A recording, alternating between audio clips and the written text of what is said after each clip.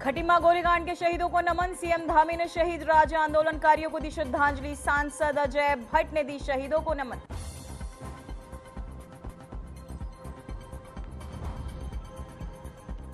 उत्तराखंड में बारिश का कहर जारी। मौसम विभाग ने फिर जारी किया रेड अलर्ट। 11 जनपदों में बंद स्कूल। सीएम ने हर संभव मदद का दिया आश्वासन।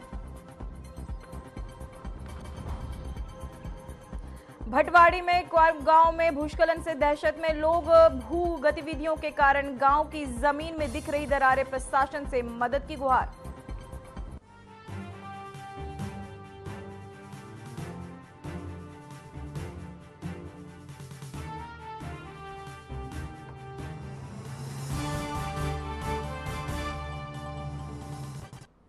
नमस्कार, मैं हूं पूजा सिंह और आप देख रहे हैं हमारा अपना उत्तराखंड का ये खास बुलेटिन। चलिए बुलेटिन की शुरुआत करेंगे आज की कुछ खास बड़ी खबरों के साथ।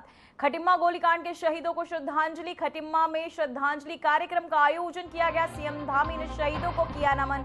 राज्य आंदोलन के शहीदों को दी श्रद्धांजलि। राज्य आंदोलनकारियों की याद में कार्यक्रम। तो वहीं आपको बताते चले राज्य आंदोलनकारी के शहीदों को दी गई श्रद्धांजलि। वहीं राज्य में आपको बताते चले आंदोलनकारियों को लेकर कार्यक्रम जो है आयोजित किया गया, जहां खटीमा गोलीकांड के शहीदों को श्रद्धांजलि दी गई। वहीं खटीमा में आपको बता दें श्रद्धांजलि कार्यक्रम का आयोजन किया गया, जहां सीएम धामी ने शहीदों को किया नमन। साथ ही आपको बताते चले श्रद्धांजलि भी दी। सीएम पुष्कर सिंह धामी पहुंचे जहां कार्यक्रम आयोजित किया गया शहीदों को श्रद्धांजलि देने के लिए। वहीं सांसद अजय भट्ट ने भी शहीदों को नमन किया है। वहीं आपको बताते चले खटीमा गोलीकांड के शहीदों को सीएम का नमन। सीएम धामी ने शहीद राज्य आंदोलनकारियों को दी श्रद्धांजलि। खटीमा गोलीकांड के शहीदों को सीएम ने दी श्रद्धांजलि। वहीं खटीमा में श्रद्धांजलि कार्यक्रम का आयोजन किया गया, जहां सीएम पुष्कर सिंह धामी पहुंचे। साथ ही उन्होंने शहीदों को श्रद्धांजलि अर्पित की। वहीं आपको बताते चले सांसद अजय भट्ट ने भी शहीदों को नमन किया है। खटीमा में श्रद्धांजलि कार्यक्रम का आयोजन किया गया, जहां शहीदों को श्रद्धांजलि देने के लिए सीएम पुष्कर सिंह धामी पहुंचे। साथ ही में पूरे राज्य के अंदर रेड अलर्ट और ऑरेंज अलर्ट जारी है। उसके कारण से अनेक स्थानों पर आज आपदा आई हुई है। उत्तराखंड में बारिश का कहर जारी। मौसम विभाग ने जारी किया अलर्ट। कई जिलों में रेड अलर्ट और ऑरेंज अलर्ट। 5 जिलों में भारी बारिश की चेतावनी। 11 जनपदों में आज बंद रहेंगे स्कूल। सीएम धामी ने दिया आश्वासन, हर संभव मदद के लिए तैयार। सीएम ने कहा वहीं अलर्ट रहे अफसर। अलर्ट पर रहने के लिए अफसरों को हिदायत भी दी गई। वहीं आपको बताते चले देहरादून समेत उत्तराखंड में भारी बारिश का ये कहर लगातार जारी है, जहां मौसम विभाग ने अगले 3 दिनों के लिए रेड अलर्ट जारी किया है, जिससे भूस्खलन और बाढ़ का खतरा बढ़ गया है। कई जिलों में स्कूलों को बंद किया गया है। नदियां उफान पर है और सड़कें अवरुद्ध है, जिससे सामान्य जनजीवन प्रभावित हुआ है। भारी वर्षा के कारण लोगों की मुश्किलें जो है बढ़ गई हैं। वहीं आपको बताते चले वहीं खटीमा पहुंचे उत्तराखंड के मुख्यमंत्री पुष्कर सिंह धामी ने कहा इस समय पूरे राज्य में रेड अलर्ट और ऑरेंज अलर्ट जारी है, जिस वजह से इस समय पूरे उत्तराखंड में आपदा आई हुई है। उत्तराखंड का प्रत्येक जनपद आपदा से पीड़ित है। ऐसे समय में हमारी सरकार, हमारे सभी जनप्रतिनिधियों का कर्तव्य है कि हम मिलकर आपदा पीड़ितों के साथ खड़े हों। वहीं इस समय हमारी एजेंसियों काम भी कर रही है, सीएम ने कहा। वहीं आपको बताते चले उनका हम प्रोत्साहन करते हैं। हमारा प्रयास होगा कि एक एक आपदा पीड़ित को हर संभव सहायता पहुंचाई जाए। तो मैं आपको बताते चले उत्तराखंड में लगातार बारिश का कहर। मौसम विभाग ने अलर्ट भी जारी किया है। साथ ही कई जिलों में ये रेड अलर्ट जारी किया गया है, जहां लोगों को बारिश की वजह से कई दिक्कतों का भी सामना करना पड़ रहा है। तो वहीं आपको बताते चले बारिश की वजह से कई स्थानों पर भूस्खलन और सड़कों में अवरुद्ध होने की घटनाएं भी सामने आ रही है, जहां नदियां उफान पर और निचले इलाकों में जल भराव की स्थिति लगातार बनी हुई है। तो वहीं आपको बता दें मुख्यमंत्री पुष्कर सिंह धामी ने हालात पर चिंता जताई है। में पूरे राज्य के अंदर रेड अलर्ट और ऑरेंज अलर्ट जारी है। उसके कारण से अनेक स्थानों पर आज आपदा आई हुई है। उत्तराखंड का प्रत्येक जनपद, चाहे मैं अगर धराली से शुरू करूं तो धराली में आपदा आई है, थराली में आपदा है, रुद्रप्रयाग के हमारे कई स्थानों पर आपदा है। उत्तरकाशी के स्याना चट्टी में, बागेश्वर में, पिथौरागढ़ में, उधम सिंह नगर और हरिद्वार में अनेक स्थानों पर जल भराव हुआ है। देहरादून में, टेहरी के घनसाली क्षेत्र में भी बादल फटा है। हम ऐसे समय हमारी सरकार, हमारे सभी जनप्रतिनिधि सब मिलकर हम सब लोग, सबसे पहले हम सब का कर्तव्य है कि हम सब आपदा पीड़ितों के साथ खड़े हों और उसमें हर संभव जो हमारी एजेंसियां काम कर रही हैं उन एजेंसियों का भी हम प्रोत्साहन करें, चाहे वो हमारी एनडीआरएफ है, एसडीआरएफ है, सेना के लोग हैं या हमारे स्थानीय प्रशासन के लोग हैं, आपदा प्रबंधन के लोग हैं, उन सभी का भी प्रोत्साहन करना है। तो वहीं आपको बताते चले सीएम धामी ने भी आश्वासन दिया है, लोगों से हर संभव मदद के लिए तैयार है सरकार। तो वहीं आपको बताते चले उत्तराखंड में बारिश का कहर लगातार जारी है, नदियां उफान पर है, सड़कें जल भराव के कारण बंद नजर आ रही हैं। तो आपको बताते चले प्रशासन ने लोगों से अपील की कोई बिना जरूरत घर से बाहर ना निकले और प्रशासन के तहत जारी दिशा निर्देशों का पालन भी करें। वहीं एसडीआरएफ और एनडीआरएफ की टीमें अलर्ट मोड पर रखी गई हैं, वहीं संवेदनशील इलाकों में तैनात भी की गई है। साथ ही आपको बताते चले उत्तराखंड में मूसलाधार बारिश का कहर थमने का नाम नहीं ले रहा है। राज्य के कई हिस्सों में भारी बारिश के कारण जनजीवन अस्त व्यस्त नजर आ रहा है। वहीं मौसम विभाग ने एक बार फिर रेड अलर्ट भी जारी किया है, जिससे लोगों की चिंता बढ़ गई है। तो वहीं आपको बता दें राज्य के 11 जनपदों में भारी बारिश की चेतावनी को देखते हुए एहतियातन स्कूलों को बंद कर दिया गया है। ये जनपद देहरादून, नैनीताल, हरिद्वार, पौड़ी, टिहरी, चंपावत, उधम सिंह नगर, पिथौरागढ़, बागेश्वर, रुद्रप्रयाग और अल्मोड़ा। बारिश की वजह से कई स्थानों पर आपको बता दें भूस्खलन और सड़कें अवरुद्ध होने की घटनाएं भी जो है सामने आ रही हैं। वहीं नदियां उफान पर और निचले इलाकों में जल भराव की स्थिति बनी हुई है। तो वही खबर देहरादून से, जहां जारी रेड अलर्ट और ऑरेंज अलर्ट को देखते हुए मुख्यमंत्री पुष्कर सिंह धामी ने राज्य के प्रशासन और जिला स्तर के अधिकारियों को अतिरिक्त सतर्कता बरतने और 24 घंटे अलर्ट पर रहने के निर्देश दिए हैं। वही मुख्यमंत्री ने कहा कि सरकार आपदा में प्रभावित और बेघर हुए लोगों के साथ पूरी मजबूती के साथ खड़ी है और उनके पुनर्वास के लिए हर स्तर पर कार्य किया जा रहा है। वहीं उन्होंने ये भी सुनिश्चित करने को कहा कि सभी जरूरी व्यवस्थाएं समय पर और प्रभावी ढंग से लागू हों। तो वहीं आपको बताते चले सीएम धामी ने अधिकारियों को दिए निर्देश, बेघर लोगों के पुनर्वास की योजनाओं को भी समय रहते पूरा करने के निर्देश जो है सीएम पुष्कर सिंह धामी के तहत दिए गए। उत्तराखंड में भारी बारिश का ये अलर्ट लगातार जारी है, जिसके चलते आपको बताते चले लोगों की चिंताएं बढ़ गई हैं। कहीं कहीं जल भराव की स्थिति, जहां लोगों को आवाजाही में दिक्कतों का सामना करना पड़ रहा है। वहीं बेघर लोगों के लिए भी सरकार लगातार कार्य कर रही है। साथ ही समय रहते संबंधित अधिकारियों को निर्देश भी जो है दिए गए हैं। वहीं आपको बताते चले बेघर लोगों के लिए पुनर्वास की योजना जो है सरकार के तहत बनाई जा रही है। तो वहीं उत्तराखंड में भारी बारिश का अलर्ट, जहां कई इलाकों में अलर्ट जारी किया गया है। साथ ही आपको बताते चले बारिश की वजह से कई स्थानों पर भूस्खलन और सड़कों के अवरुद्ध होने की घटनाएं भी जो है सामने आ रही हैं, जहां नदियां उफान पर और निचले इलाकों में जल भराव की स्थिति बनी हुई है। साथ ही उत्तराखंड सरकार लगातार निगरानी बनाए हुए है, मॉनिटरिंग लगातार सरकार के तहत की जा रही है।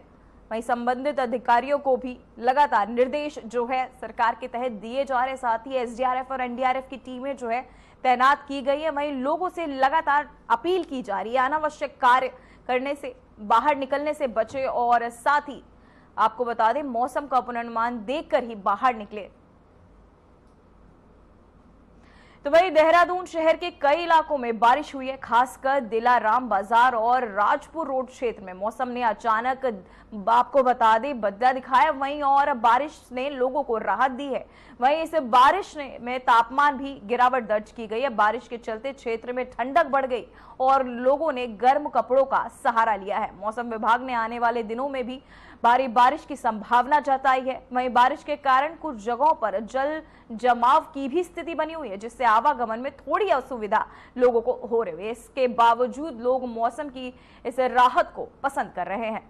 तो ये आपको बताते चले बारिश से बढ़ा तापमान, जो आपको बताते चले लोगों को गर्म कपड़ों का सहारा भी लेना पड़ रहा है।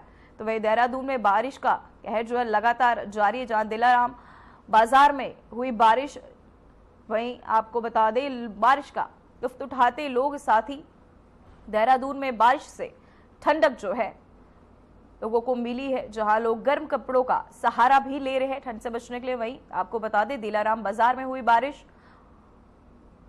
वहीं आपको बताते चले अचानक बदला मौसम का मिजाज, जहां देहरादून में बारिश से लोगों को मिली ठंडक। दिलाराम बाजार में भी हुई बारिश, राजपुर रोड पर फटे बादल इसके चलते आपको बताते चले लोगों को आवाजाही में दिक्कतों का सामना तो करना पड़ रहा है, लेकिन मौसम की ठंडक की वजह से लोगों को आराम भी मिल रहा है। जहां दिलाराम बाजार में ये बारिश देखने को मिली, राजपुर रोड पर फटे बादल।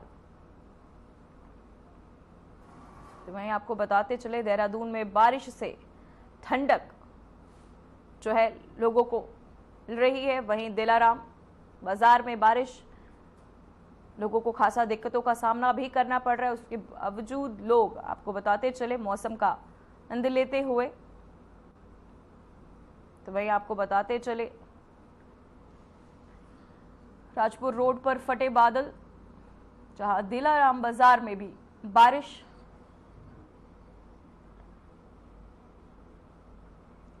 तो वहीं आपको बताते चले बारिश का लुत्फ उठाते लोग लगातार झमाझम बारिश देहरादून में देखने को मिली, जहां रायपुर रोड पर फटे बादल, साथ ही दिलाराम बाजार में हुई बारिश, जहां बारिश के चलते लोगों को आवागमन में दिक्कतों का सामना तो करना पड़ रहा है, लेकिन ठंडक की वजह से लोगों को खासा आराम भी मिल रहा है। तो वहीं आपको बताते चले लोग गर्म कपड़ों का सहारा लेते हुए भी दिख रहे हैं।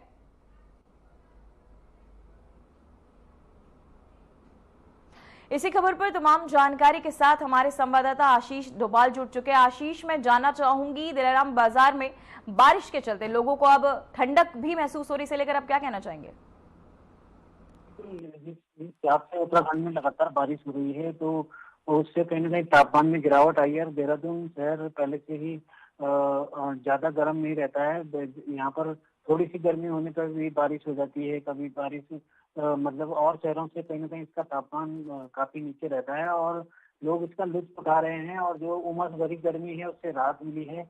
लगातार उत्तराखंड में जगह जगह जो बारिश का अलर्ट भी जारी किया गया है, रेड अलर्ट जारी किया गया है। पूरे उत्तराखंड के जो स्कूल हैं, 13 जनपदों के सभी स्कूल बंद हैं और कई जो राजमार्ग हैं वो भी बारिश के कारण बाधित हैं जगह जगह। तो बारिश ने एक तरफ तो लोगों को राहत दी है, तो दूसरी तरफ आफत की बनकर भी बरस रही है। कई लोगों के आशियाने उजड़ रहे हैं, जमीन जो है लापता हो गई है, फसल बर्बाद हो गई है, आने जाने के रास्ते बंद है। तो काफी कहीं मुसीबत तो कहीं जो है सुकून लेकर ये बारिश कहीं न कहीं बरस गई। जी आशीष, मैं जानना चाहूंगी कहीं बादल फट रहे हैं, कहीं भूस्खलन हो रहा है, इसके लिए सरकार क्या तैयारियां कर रही है? सरकार की सभी तैयारियां हैं। अलग से आपदा प्रबंधन विभाग उत्तराखंड में बना है। हर जिले में आपदा प्रबंधन विभाग की शाखा है।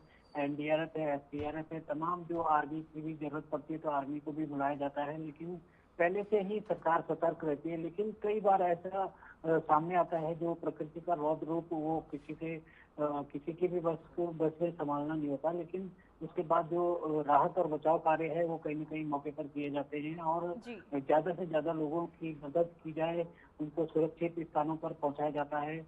कई बार एयर एम्बुलेंस का भी सहारा लेना पड़ता है, तो सरकार लेती है और सभी तैयारियां कहीं न कहीं पहले से ही पूरी रहती है। लेकिन जैसा कि पिछले दिनों आपने देखा चमोली के थराली में या उत्तरकाशी के धराली में या उत्तरकाशी के यमुनोत्री मार्ग पर जो प्रमुख पड़ाव है श्याना चट्टी, वहाँ पर अभी भी हालात बड़े खतरनाक बने हुए हैं। यमुना नदी उफान पर है और जो श्याना चट्टी का पुल है वो फिर से डूब रहा है। लोग दहशत में हैं। कई गाँवों के रास्ते जो है कटे हैं, वो अलग थलग पड़े हैं, चाहे यमुना घाटी में हो, चाहे गंगा घाटी में हो या थराली में हो या रुद्रप्रयाग में हो। तमाम जगह लोग परेशान भी हैं और कई लोगों के लिए ये बारिश कहीं न कहीं सुकून बनकर भी बरस रही है। जी आशीष, मैं जानना चाहूंगी उत्तराखंड में भारी बारिश के चलते, भूस्खलन के चलते, बादल फटने के चलते कई लोगों ने अपने घर खोए हैं, उनके पुनर्वास के लिए सरकार क्या कदम उठा रही है? बिल्कुल, आपको बता दूं बच्चों, अभी जो नंदा नगर क्षेत्र है चमोली में, वो बड़ी दहशत में है। वहाँ पर लोग करीब कई मकान और दुकानें खाली करवाए गए हैं। वहाँ नंदा नगर से ऊपर करीब 5 किलोमीटर ऊपर धसाव हो रहा है। लोगों के आशियाने जो है उनके आंखों के सामने धस रहे हैं। लोग अपना सामान उठाकर राहत शिविरों में रहने को मजबूर हैं। वहाँ की मवेशियां भी कहीं न कहीं जिला प्रशासन ने उनकी जो जिम्मेदारी ली है। सरकार लगातार जो है प्रयास कर रही है, लेकिन कई बार लोग इस मौके पर सहायता न मिलने पर या त्वरित सहायता न मिलने पर गुस्सा भी सरकार पर उतारते हैं।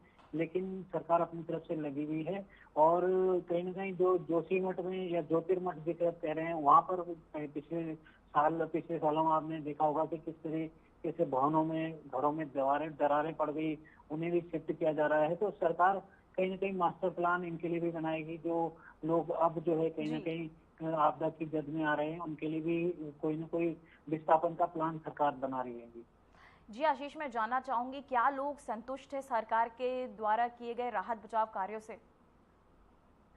बिल्कुल, कई लोगों का गुस्सा भी सामने आ रहा है कि हमें 5-5 हजार के चेक दिए जा रहे हैं। थराली की पिछले दिनों वीडियो सामने आई थी, वो सरकार के खिलाफ गुस्सा है। और प्रदर्शन करने के लिए भी कहीं ना कहीं लोग जो है ऐसे भी देख रहे हैं कि सरकार उन्हें जो उनका नुकसान हुआ है उसके हिसाब से मुआवजा नहीं दे रही है या उनका विस्थापन नहीं कर रही है।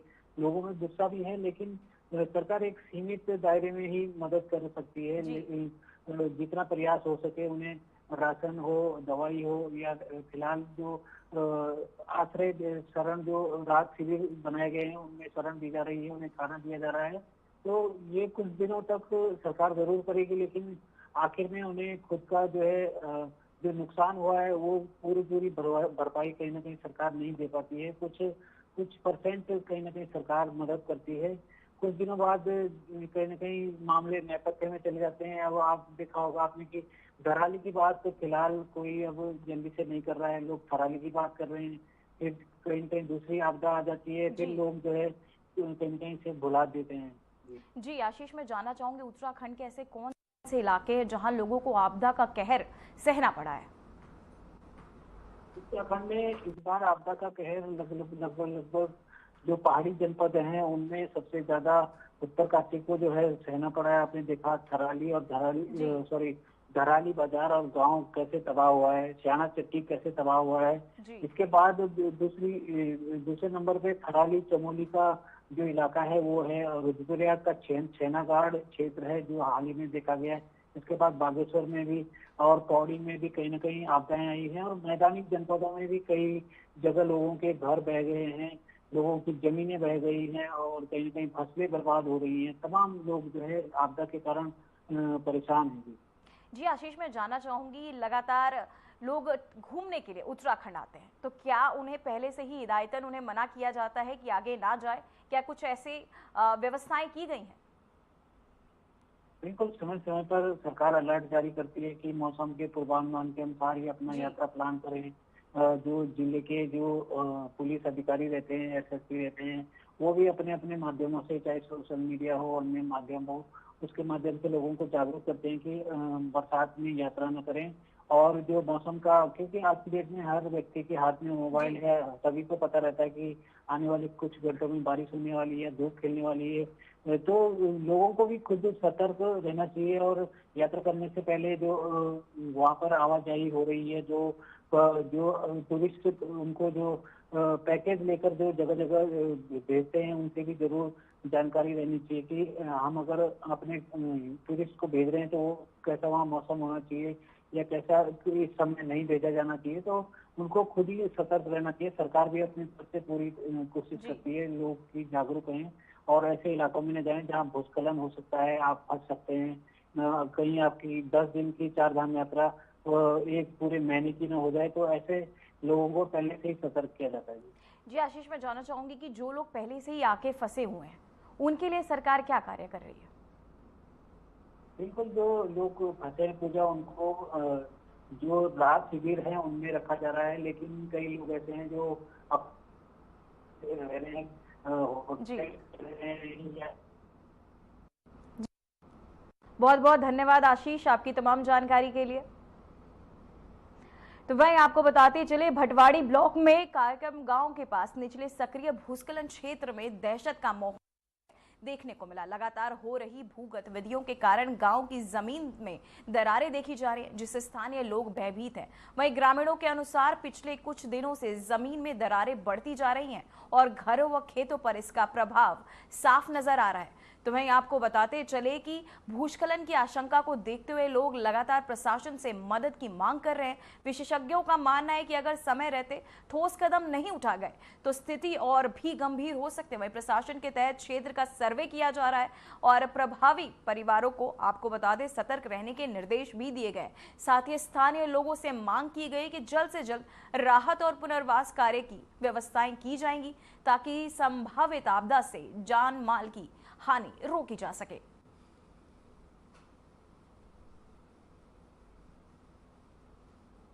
तो वही खबर उधम सिंह नगर से, जहां शनिवार रात को हुई भारी मूसलाधार बारिश के बाद दिन भर मौसम में ठंडक बनी रही। बारिश से खेतों में लबालब पानी भर गया। वहीं गौला नदी के जलस्तर सामान्य बना हुआ है, जहां किसानों के अनुसार अब बारिश से फसलों को नुकसान हो रहा है। वहीं मौसम खराब होने से बाजार में ग्राहक काफी कम दिखे। देवभूमि व्यापार मंडल अध्यक्ष विजय अरोड़ा ने बताया कि बारिश का सर्वाधिक असर आपको बता दें कॉस्मेटिक, रेडीमेड और दोपहिया वाहनों पर दिख रहा है। इसके साथ ही रविवार को रोजमर्रा ताजा कमाने वाले दिहाड़ी मजदूर भी सुबह से लेबर अड्डे पर बैठे दिखे, पर काम न मिलने पर खाली हाथ वापस जाने को मजबूर हुए।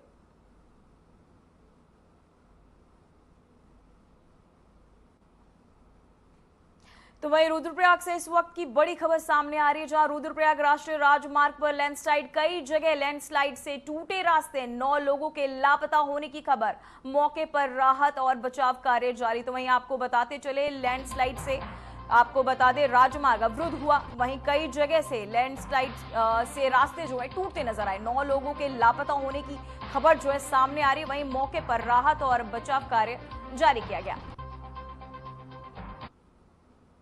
तो वहीं उत्तराखंड में एक बार फिर से पहाड़ी मार्गों पर दुर्घटना की दुखद खबरें सामने आ रही हैं। देर रात गंगोत्री राष्ट्रीय राजमार्ग पर डबरानी और सोनगाड़ के बीच स्थित मां दुर्गा मंदिर के निकट एक कार अनियंत्रित होकर लगभग 25 मीटर गहरी खाई में गिर गई। वहीं इस हादसे में कार सवार एक व्यक्ति की मौके पर ही मौत हो गई, जबकि दूसरा गंभीर रूप से घायल हो गया है। सूचना मिलते ही स्थानीय पुलिस और आपदा राहत दल मौके पर पहुंचे और राहत एवं बचाव कार्य शुरू किया।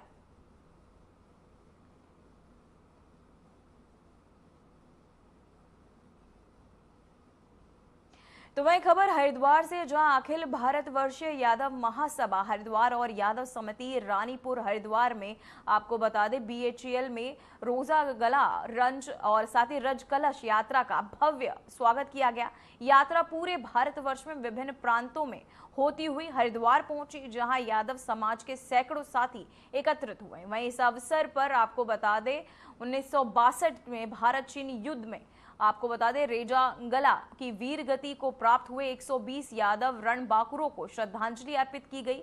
वहीं वक्ताओं ने कहा कि भीषण परिस्थितियों में भी यादव समाज ने वीर सपूतों के अदस्य साहस दिखाते हुए भारत माता की रक्षा के लिए अपने प्राण न्यौछावर किए। इस कार्यक्रम में संपूर्ण भारत के यादव समाज के भावनाएं व्यक्त करते हुए अहीर रेजिमेंट की स्थापना की मांग दोहराई गई, ताकि इन शहीदों की शौर्य गाथा को स्थायी सम्मान मिल सके।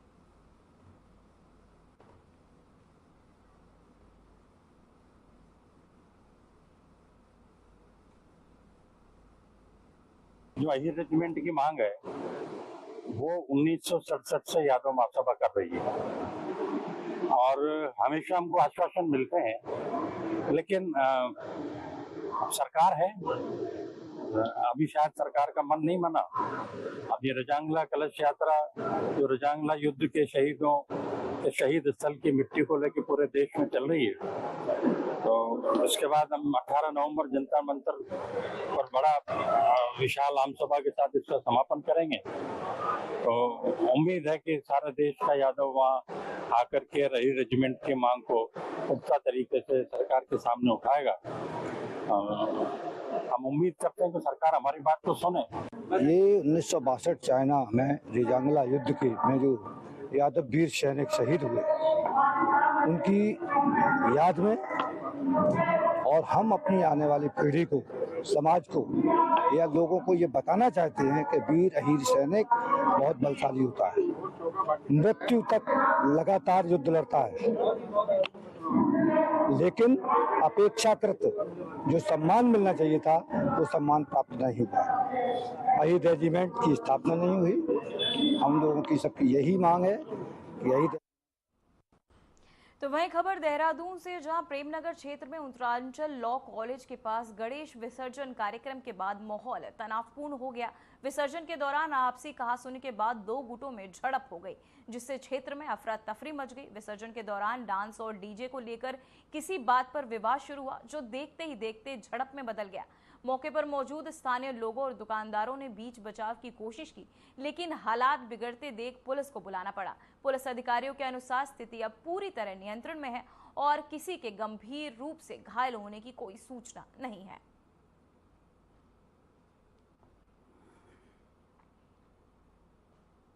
फिलहाल खबरों में बस इतना ही। मुझे दीजिए इजाजत। नमस्कार।